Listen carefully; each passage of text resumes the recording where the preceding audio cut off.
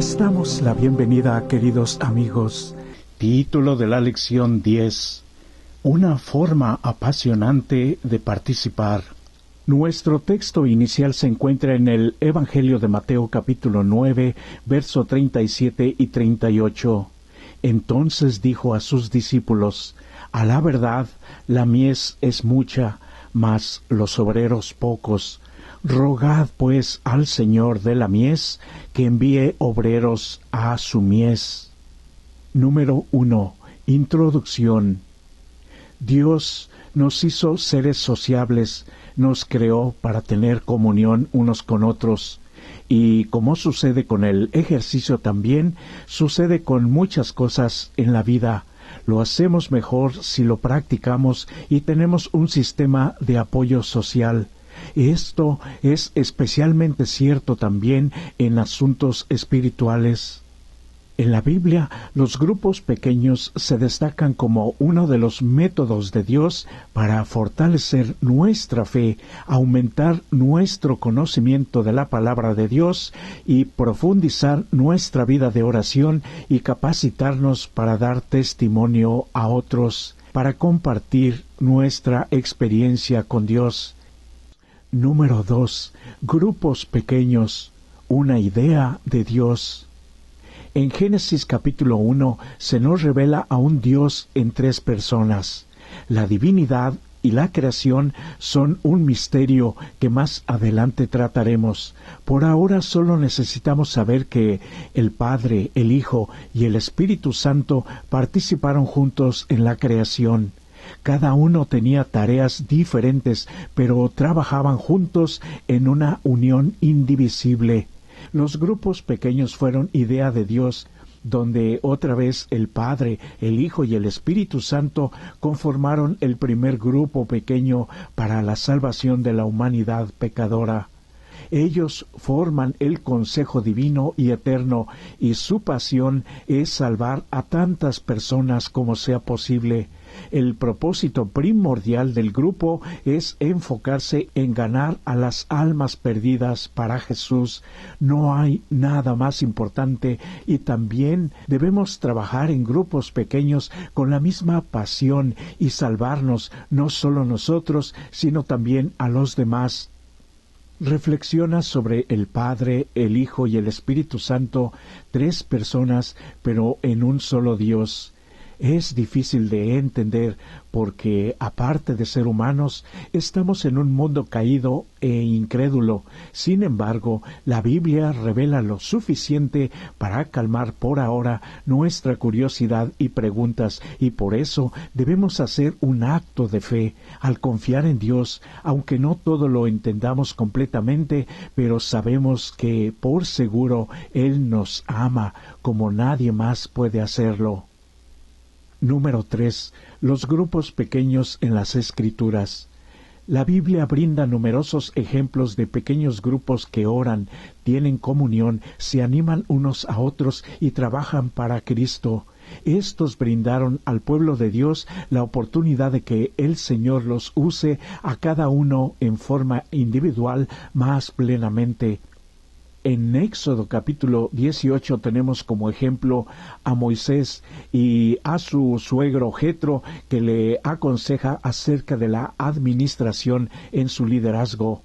Cada individuo en el campamento de Israel se convirtió en parte de un grupo de 10 personas, dirigido por un líder piadoso, que podrían ayudar a todos los involucrados a resolver los problemas que enfrentaban y su prevención para futuros problemas, cultivando la vida espiritual. Hoy, como en aquel tiempo, las personas están luchando con problemas con los que otros quizás podrían ayudar. Los estudiosos recomiendan que el tamaño ideal para la interacción grupal es entre 6 a 12 personas, como hizo Moisés y Jesús.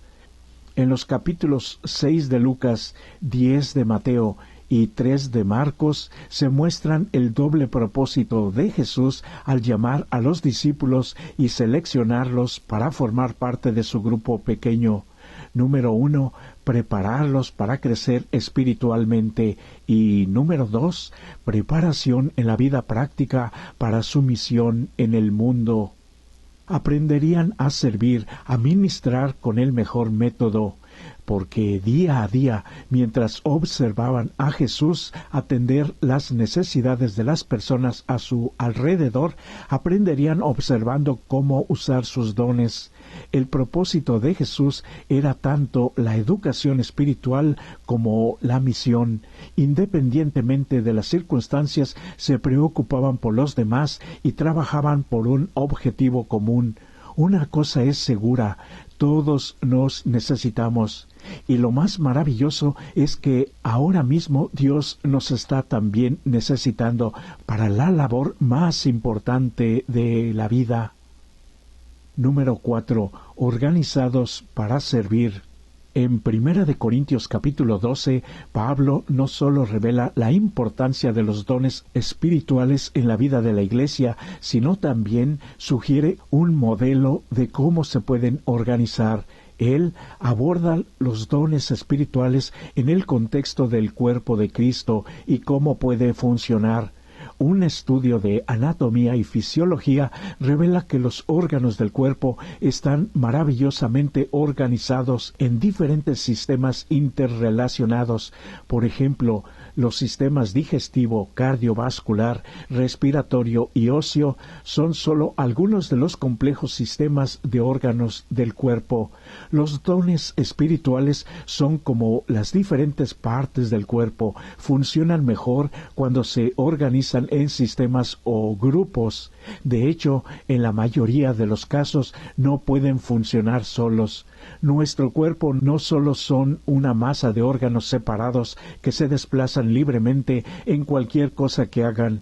Al contrario, cada función corporal está interconectada y organizada en un sistema inteligente maestro, pero muy unido con otros sistemas con los cuales trabajan en conjunto hacia un objetivo común. Los grupos pequeños brindan el mejor ambiente para ejercer nuestros dones espirituales y pueden convertirse en el corazón del ministerio misionero de la iglesia local. Organícense a todos los creyentes en pequeños grupos para trabajar no solo por los miembros de la iglesia, sino también en favor de los incrédulos en toda aquella comunidad que los rodea. Esto está inspirado por Dios para permitir que cada miembro de la iglesia crezca espiritualmente, experimente un compañerismo cálido y utilice los dones que Dios le dio en el servicio maravilloso de salvar almas. Número 5. Grupos pequeños del Nuevo Testamento. La Iglesia del Nuevo Testamento en pocos años pasó a ser de un grupo temeroso de creyentes a miles de fieles, y todo debido a muchos factores, entre los que encontramos fue que el ministerio de Jesús sembró la semilla del Evangelio y preparó a las multitudes para aceptar la predicación de los discípulos. Y después de la ascensión de Cristo, el Espíritu Santo descendió poderosamente el día del Pentecostés sobre los discípulos unidos en oración ferviente. Además, se formó una organización de grupos pequeños. Los grupos pequeños han sido siempre determinantes. El médico Lucas nombró a algunos colaboradores con quienes Pablo trabajó muy estrechamente. Para él, cada uno era muy importante. Se apoyaron mutuamente en su ministerio misionero. Eso demuestra que diferentes dones combinados con diferentes personas bien dirigidos producen muy buenos resultados. Al venir de diferentes orígenes, culturas y formas de pensar y diferentes experiencias personales con Jesús, se dieron valiosas contribuciones para el crecimiento de la Iglesia, la misión de Cristo. Número 6. Dinámicas de los grupos pequeños. Los grupos pequeños son un vehículo que Dios usa para hacer crecer su iglesia. Brindan oportunidades para el crecimiento espiritual en el contexto de las relaciones afectuosas. pero también se deben invitar a personas no creyentes a asistir. Se sentirán más cómodos participando en una reunión de grupo pequeño en un hogar que asistiendo a un servicio tradicional de la iglesia por primera vez. Hechos capítulos 4, 12 y 20 muestran a los primeros cristianos reuniéndose para interceder por los demás, capacitarse para el servicio, ayudar a protegerse mutuamente contra los falsos maestros y participar juntos en actividades misioneras. Qué maravilloso es poder ser parte de un grupo pequeño. Las personas que unen sus dones en el servicio y siguen la guía del Espíritu Santo para la misión son un arma poderosa en las manos de Dios. En Mateo capítulo 9, Jesús siente compasión por la gente porque las veía como ovejas sin pastor, y para lograr una buena cosecha de almas se debe pedir a Dios que envíe obreros a su campo. Los grupos pequeños son precisamente la respuesta a la oración de Cristo. El objetivo principal es el testimonio y el servicio. No debe convertirse en un club privado o solamente en un grupo de conversaciones, porque así perdería su propósito. Los grupos pequeños existen para guiar a las personas a Jesús, nutrir su fe en Él y capacitarlas para dar testimonio de Jesús. La invitación es obvia: empezar a hacer planes con oración para iniciar pronto un grupo pequeño. Número 7. Conclusión.